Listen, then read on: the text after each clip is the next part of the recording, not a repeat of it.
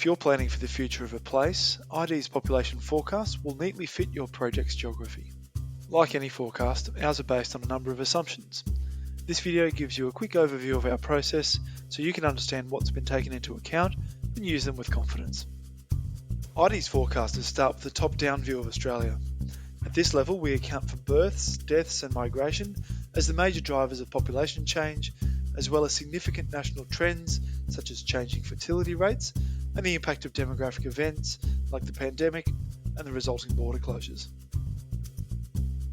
This total population is then distributed among the states and territories, and then down to each region, prioritising the fastest changing parts of Australia, accounting for the influence of changing economic conditions, known patterns of migration, and the natural demographic cycles of places. Many population forecasts will use a similar top-down process, but what makes ID's forecasts unique is our detailed research into residential development as a bottom-up driver of population change. We produce population forecasts for small geographic parcels so they can be combined to create custom catchments. To create these small forecast areas, we need to understand how the future population will be distributed throughout a region. As people live in houses, understanding patterns of current and future development is how we forecast this distribution. Building approvals and information from developers offer some indication of future supply. And while many developments may be approved, only some will be completed and settled, while others are not completed in the expected timeframe as developers respond to changes in demand.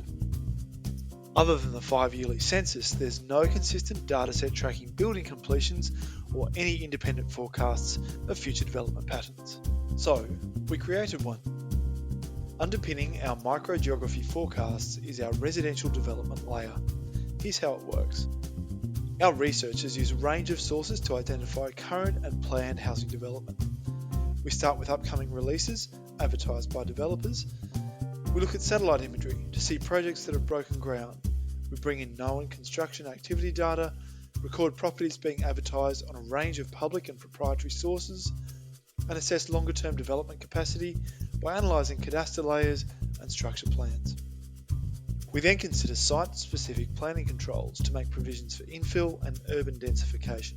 And finally, we incorporate planning insights from the hundreds of local councils that we work with across Australia. The result is the most comprehensive view of potential future dwelling supply available in Australia. It's organised by the location, dwelling capacity, and the forecast timing of each development site, which is informed by order identifiers ranging from speculative supply through to completed housing stock.